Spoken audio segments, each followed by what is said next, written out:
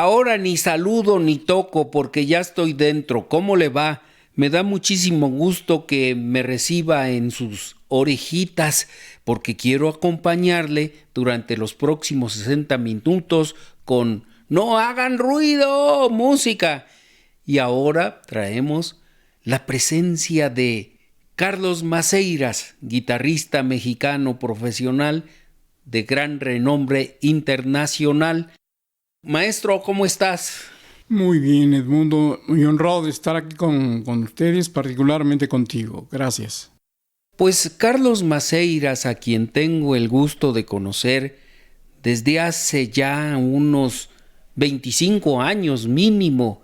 Bueno, yo recuerdo, Edmundo, que tú me llevabas al cine cuando yo era chiquito y me sentabas en tus piernas. Me comprabas mi globo, mis palomitas.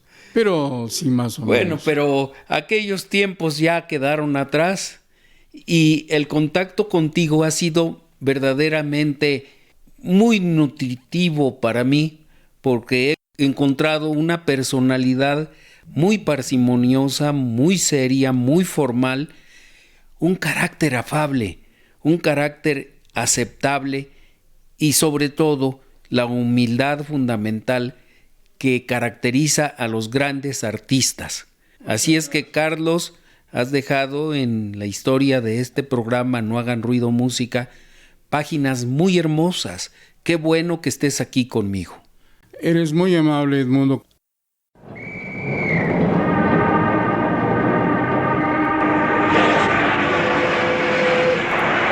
¡No hagan ruido!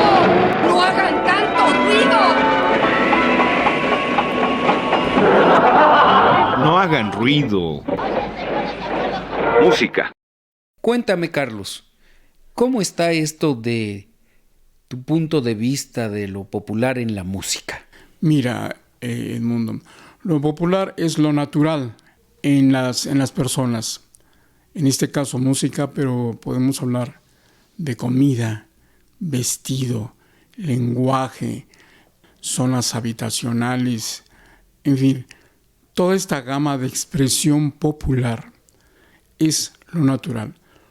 Posteriormente esto se va, por así decirlo, dividiendo en líneas de desarrollo entre las que está, por ejemplo, la academia, pero eso es después. Entonces, a grandes rasgos, el programa de hoy tengo el propósito de mostrar mi concepto sobre esto, abriendo con una pieza del siglo XVIII que se compuso en México, atribuida, no lo sabemos todavía, pero atribuida a Santiago de Murcia, allí en México, y que está basada en elementos negroides, y el nombre es cumbés. Probablemente de ahí derive el nombre de cumbia, para lo que posteriormente va a ser un género musical popular surgido en Latinoamérica particularmente, en parte de Santo Domingo, en Colombia, ¿no? Esto de cumbia, yo me imaginaba que tenía que ver mucho con el nombre de Colombia. Estos son la gama de interpretaciones, Edmundo, y la gama de posibilidades en los orígenes de una expresión popular. Esto es muy normal, muy natural. En Sudamérica, por ejemplo, existen ciertas coreografías que se faldean, igual que un jarabe mexicano, Sí. por ejemplo. Esto es muy relativamente común porque una de las expresiones que consolida la cultura popular es el mestizaje. Y esto implica una serie de intercomunicaciones intergrupales, interculturales, a través de muchos medios, sobre todo las migraciones. Las migraciones que han permitido el surgimiento de determinadas zonas y ciudades con características de varias otras regiones muy apartadas. Por ejemplo, Chichén y Uxmal podemos encontrar ciertos elementos de otras regiones ajenas a esta de Yucatán. Pero es muy normal, ¿no? Sí. A ver, entonces vamos a escuchar. Esta pieza del siglo XVIII, que es breve, se llama Cumbés.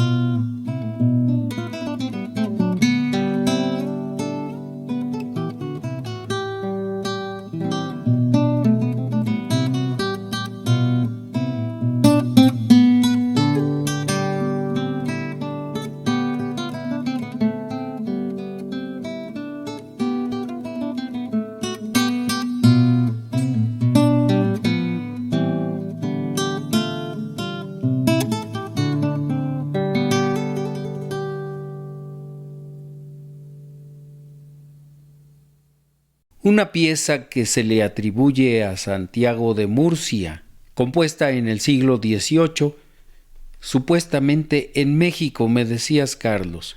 Así es, Edmundo. ¿Piensas hacer un recorrido, Carlos? No propiamente, Edmundo. No es un recorrido cronológico, ni mucho menos, sino más bien, como te decía al principio, conceptual. Esto tiene cabida, entre otras fortunas, gracias a los investigadores que se han abocado a esto, como tú lo mencionas en un principio. Por ejemplo, la maestra Isabel Viley, radicada en México, hizo un trabajo espléndido, ha hecho trabajos espléndidos, entre otros que ha rendido frutos como esta obra. Otro gran músico, gran guitarrista, Miguel Alcázar, que han hurgado en estos tiempos y han encontrado piezas muy importantes, como bien lo señalas. Entonces, en este caso, Edmundo, no es una trayectoria cronológica, sino más bien conceptual. De aquí, por ejemplo, quiero mostrarles una obra compuesta por un alemán en un ritmo popular al que yo le hice un arreglo latino. Ese es el mestizaje, eso es lo popular. ¿Esta composición es reciente o también es muy remota? No, tiene aproximadamente unos 5 años, más o menos, la composición, el arreglo, todo esto, y el compositor es Franco Jacques Havener, y la obra se llama Esta civilización.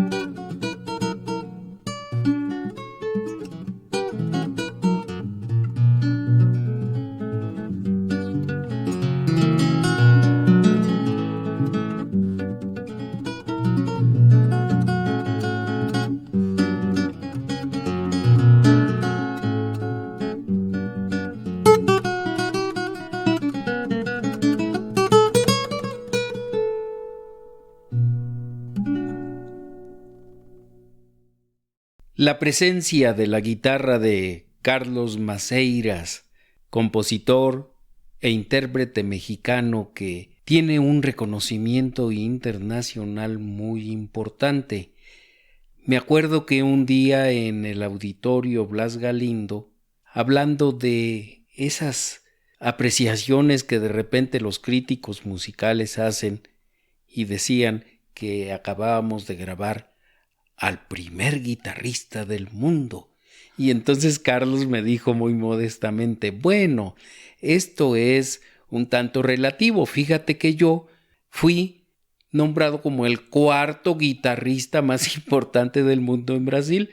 Dice, así es de que, claro que todos son talentos sobresalientes y todos los que andan en estas grandes ligas, pues han logrado cosas maravillosas. Así es que Carlos es uno de nuestros más importantes guitarristas del momento. La composición que acabamos de escuchar se llamó Esta civilización. Es un arreglo de una composición del alemán Franco Jacques Havener. Así es. En este momento es difícil tocar mal la guitarra. Todo el mundo toca, la verdad, muy bien. Hay muy buenos, extraordinarios guitarristas en México y en el mundo. Se ha desarrollado mucho claro. En estos 40 años, ¿no? Sí, fíjate que sí. Así es de que ahora todavía es más relativo lo que aquella vez te dije en el Auditorio Blas Galindo. No, ahora es muchísimo más relativo, para fortuna de todos, ¿no? Porque imagínate tú que hubiera más guitarristas que políticos, sería sensacional. O que los políticos fueran tan sensibles para tocar guitarra, ¿no? Uy, claro, por supuesto. Bueno, pues muy bien, Carlos. Nos traes verdaderamente un material muy especial. Te has caracterizado precisamente por hacer todo un repertorio muy particular. Gracias, Edmundo. Ahora voy a mostrarte una composición mía dedicada a dos criaturas, a dos niños, y la composición se llama así. Una de las particularidades de esa composición es que uso, además de dos guitarras, un marimbol africano. El marimbol africano es una marimba de mano, por así decirlo. En lugar de las barras que fungen como teclas, se toca con, en este caso, si mal no recuerdo, eran seguros de mujer, del pelo, esos seguros. Sí, los pasadores. Eso, esas lengüetas, se toca con los 2 dedos pulgares en caja de resonancia, pero es la verdad la mitad de un coco. Ajá. Y este es el sonido particular que incorporé para esta composición de los dos niños, dedicadas a dos criaturas que ya yo creo que se van a casar, digo cada uno por su lado. Ajá. Un Diego y el otro Nicolás. Pero ahí se nota el niño grande y el niño chiquito que va detrás, repitiendo lo mismo. ¿En dónde los conociste? Aquí en México, en donde vivía antes, eran nuestros vecinos y me causaron una gran ternura, me sensibilizaron mucho respecto a los niños en general. Y esta es un poco la idea de esta obra de los dos niños, que es muy breve, por cierto, ¿no? Escuchemos pues Los dos niños, composición de Carlos Maceiras, que se encuentra aquí con nosotros.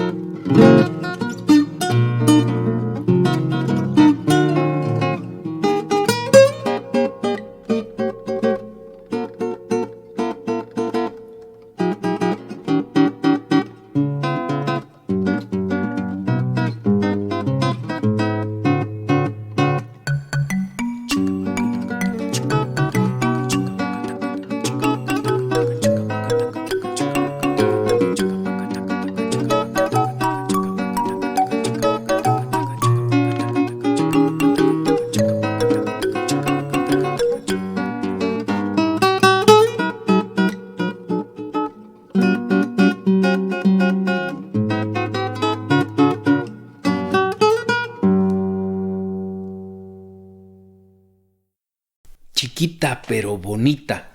Qué bueno que te gustó. Dos niños, composición de Carlos Maceiras, que se encuentra aquí con nosotros, vino a hacer el programa y esto nos llena de orgullo. Yo siento que en esta pieza te proyectaste en tu cariño paternal. Es muy posible, Edmundo, sí. Tú no tienes hijos, ¿verdad? Que yo sepa, no. No tengo hijos.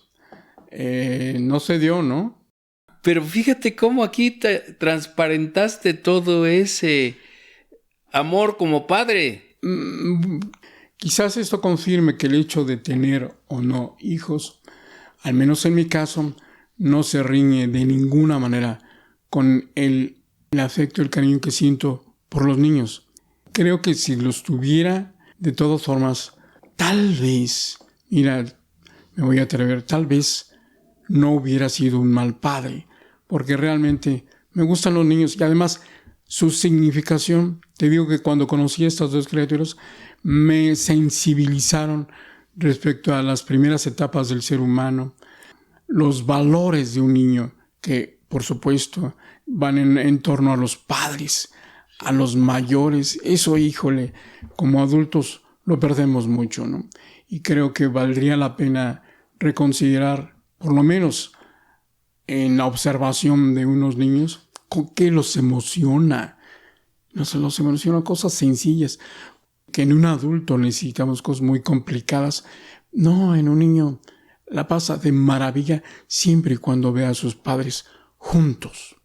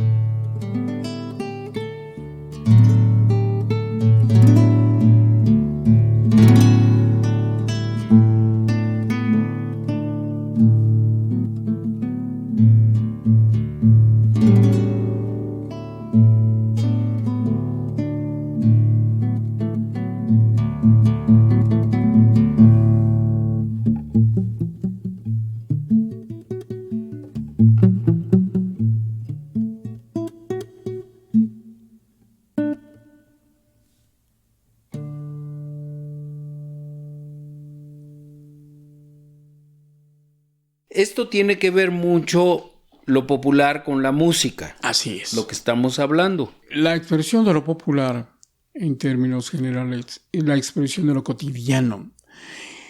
La expresión popular que refiero en mis composiciones, precisamente eso expresan.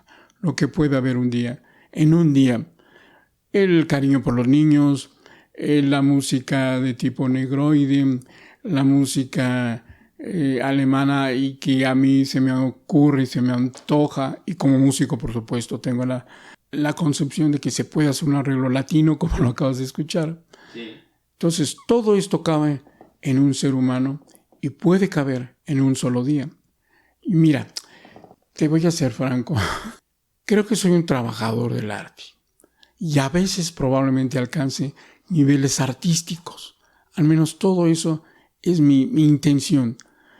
Pero en ese trabajo cotidiano hago referencia de lo que paso como persona y a dónde quiero llegar.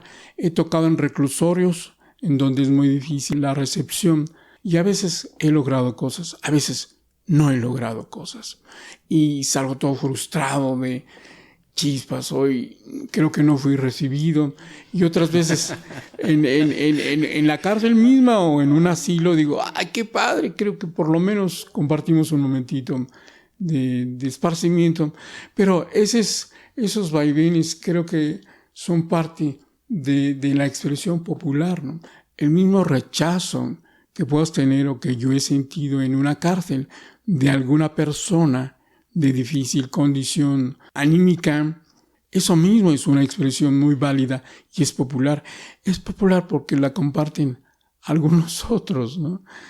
Los que nos dedicamos a esto, Edmundo, tenemos el deber de proponer cosas a las que probablemente o no están habituados los oyentes, replantear que la vida tiene cosas hermosísimas y cuando lo logras esto es una ratificación de tu condición humana, de tu condición profesional, etc. Ahora te pido que ratifiques lo que estás diciendo con lo que viene de música. Claro que sí, con mucho gusto. Uno de mis primeros maestros extraordinarios, Abel Carlevaro, uruguayo, puse con él una obra de su autoría basada en elementos negroides que simplemente se llama Campo y se toca en cuerdas dobles y el resultado es maravilloso.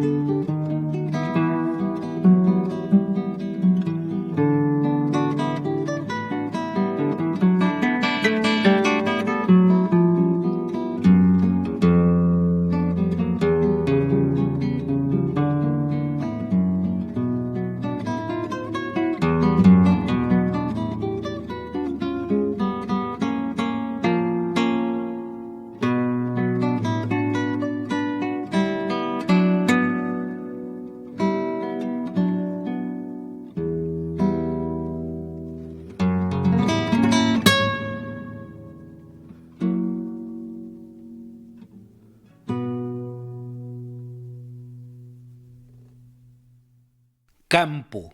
Nos llevó a pasear por el campo uruguayo, según me dice, que esta es una composición de un guitarrista uruguayo. Gran guitarrista, mi maestro, Abel Carlevaro. Así es, Edmundo. Hablábamos de tu formación. Me dijiste que empezaste en España y después acá en México. Uno de los maestros que tuviste más cercanos fue el maestro Juan Helguera, que desafortunadamente lo perdimos el 3 de marzo de 2020. Sí, mi primer maestro, Edmundo, fue Juan Helguera. Me enseñó las bases técnicas de la guitarra y me dio muchos elementos de pensamiento musical. Y esto es algo que llevo siempre y está dentro de mi formación. Me enseñó también a ser independiente profesionalmente y en ese sentido creo que se sentía orgulloso. Y yo me siento orgulloso de que sea así, de que haya sido así. Ser independiente profesionalmente. Sí. Esto es muy difícil de lograr, Carlos. Platícame de esto. Una de las situaciones más difíciles a las que los seres humanos nos enfrentamos es a tomar decisiones. Yo estaba en medicina todavía cuando nos conocimos. Juan Helguera me lo presentó un gran compositor que ya falleció también, Guadalupe Trigo. Y decidí abandonar la carrera de medicina, que me sirvió mucho porque en esos primer semestre y segundo semestre se ve mucha anatomía. Me sirvió para la educación de los dedos a través de los músculos. Cuando me decidí por esto, confluyeron una serie de cosas que me exigían, que me demandaban valorar mi condición juvenil, una carrera relativamente segura, ¿no?, de medicina, ante una aventura que era ser músico, hazme un favor. Y para colmo, músico clásico. Exactamente, hazme un favor, qué locura, ¿no? Qué locura. Sin embargo, me decidí y pues mira, yo soy creyente, le doy gracias a Dios de que hice una carrera de lo más difícil, de lo más cuestionable en ese momento, te digo, había cómo dejar medicina para dedicarme a drogarme o a las fiestas o a tener muchas mujeres. Esa era la imagen del músico. Pero realmente la formación de un guitarrista pues es tan compleja como la formación de un violinista o de un pianista, ¿no? Por supuesto. Y yo no tuve tiempo absolutamente de nada de eso, desafortunadamente. Ningún tiempo. ¿No te ibas de parranda con los cuates? No, aún en la actualidad tengo que medir mis tiempos. Tengo programas de estudio diario. No diario toco lo mismo, ni estudio lo mismo. Eso a través de años. Trabajo memorias, trabajo lecturas, trabajo técnica, ejecución. Todo eso exige y demanda un orden mental que no me permite a veces ni siquiera ir al cine, aún en la actualidad, ¿no? Sí, y entonces ese compromiso de ser un profesional independiente, que quiere decir vivir de lo que haces. Así es. ¿No se complica más con tantas horas de estudio? Ahora no, todo está controlado porque en este momento que estamos atravesando por la pandemia, ya están definidos algunos perfiles, algunos compromisos, incluso para el extranjero, y que se iniciarán, pero ya están perfilados, ¿no? Ya están perfilados, están de alguna forma comprometidos. Por cierto, hay algunos conciertos del Castillo de Chapultepec, entre eso, que están igual esperando, ¿no?, a que se reabra todo el castillo, igual que muchos museos. Así es, Edmundo. Lo primero es reconocer si es tu vocación y asumir el riesgo que esto implica. Es un riesgo, es un riesgo. Decía don Andrés Segovia, quienes se quieran dedicar a esto, pues es mucho trabajo, mucho esfuerzo y que las estrellas lo protejan. Sí, entonces muchos artistas del mundo, pintores, etcétera, etcétera, etcétera, quizás no han tenido una buena fortuna. Yo, la verdad, soy afortunado. Por otro lado, bueno, algo de lo que tengo la fortuna, además de lo que te he dicho, Edmundo, de ver envejecer a mi mamá. Desde luego yo también, pero me refiero a ver envejecer a mi mamá. La compañera de toda tu vida, porque tú también fuiste hijo único. Así es. Tengo una hermana que nos ayuda mucho también con sus esposo. Cierto, sí. Pero el que se encarga de mi mamá prácticamente soy yo. Y lo hago, no sabes. Mira, no soy, la verdad, Edmundo, no es porque sea buen hijo. No, por Dios, no, nada de eso. Tengo mis años y estamos entre adultos. Eso en mi caso no es así. No, tengo la fortuna de tener a mi mamá. La disfruto, me gusta verla, está muy bien. Híjole, me llena de ternura. En su mecedora, en su rosario. No sabes lo que eso es para mí. Es increíblemente grandioso esto. Porque además yo me encargo de esto y trato de prepararme para lo que me venga con ella. No sé cómo me va a venir, por dónde, hasta grande. Entonces, eso también implica un tiempo que le dedico con la mayor gratitud.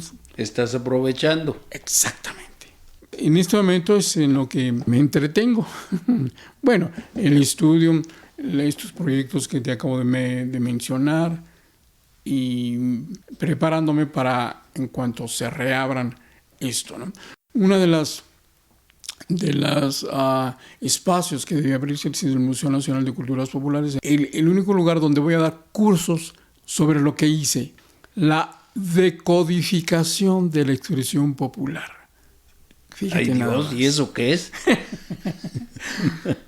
Vamos a escuchar más música y seguimos platicando de esto, que es un tema muy vasto.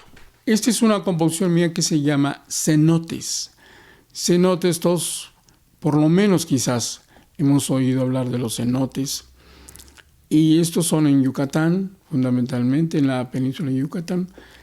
Y a eso se refiere esta pieza, Cenotes, en donde hay algunos efectos muy discretos, pero unos efectos de sonido, a ver si nuestros escuchas lo perciben.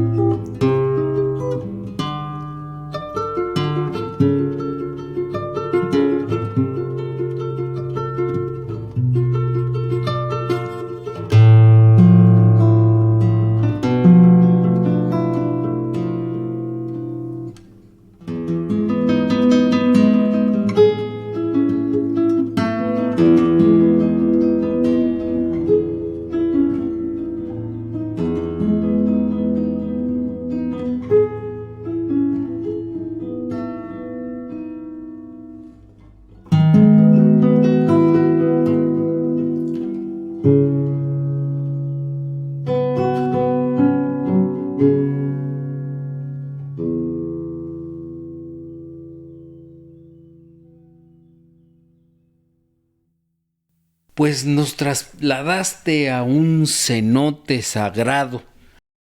Oye, Carlos, ¿esto nació de una vivencia personal o nomás lo imaginaste?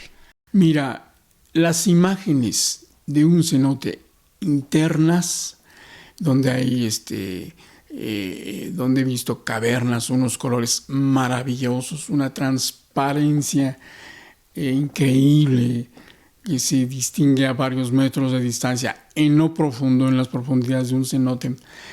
Son imágenes, Edmundo, que he visto por televisión. Ah, pero no has bajado nunca a un cenote. No, y ni bajaría ahorita.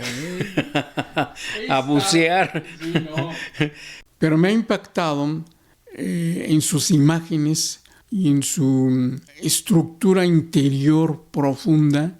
Te digo, esas cavernas, estalactitas increíbles, a través de un viaje que el reportero ha hecho de imágenes submarinas, pues nos ha trasladado, ¿no? Por todo eso.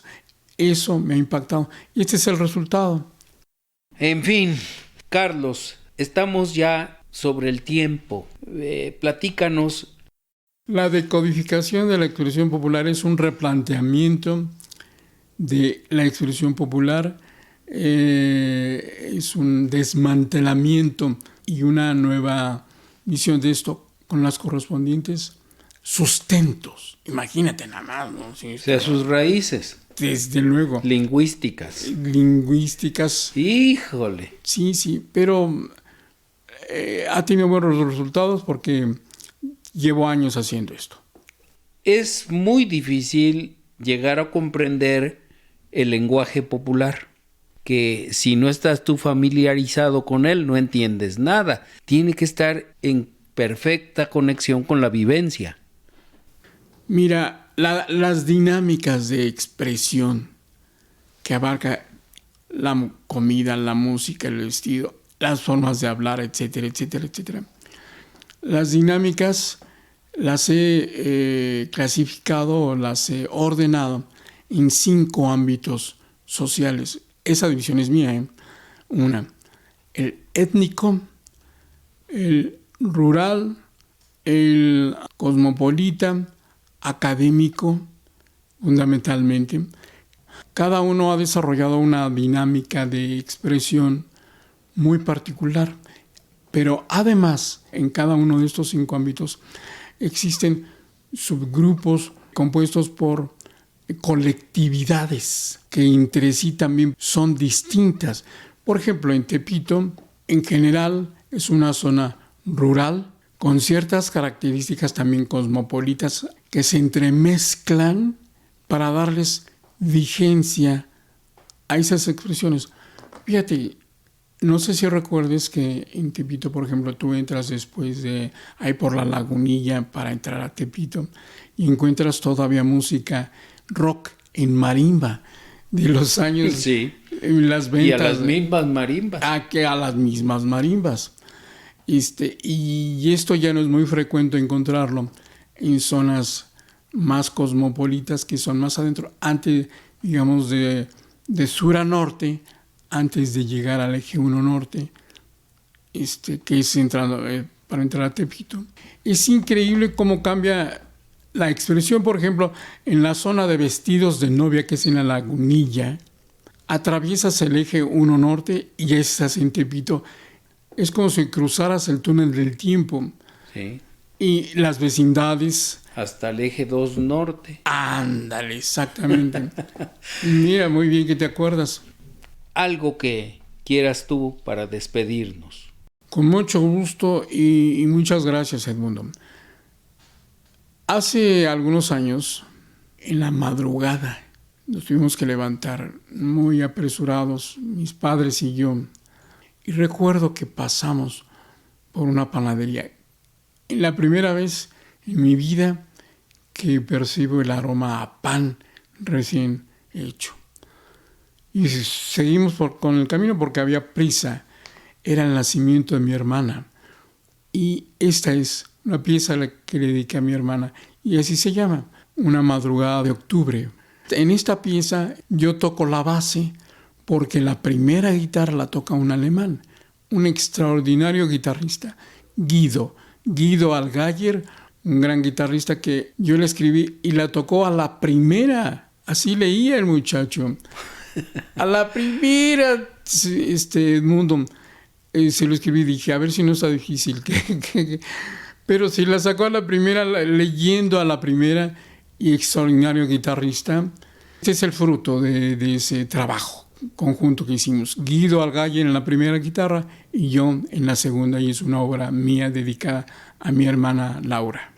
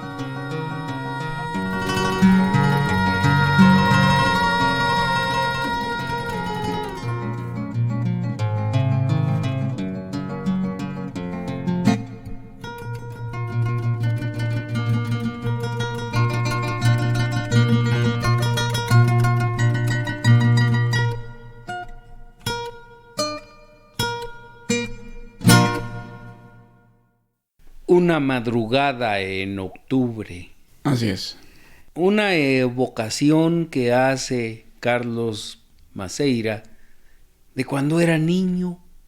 Le llegó el olor de la panadería, también la emoción de que nacía su hermana.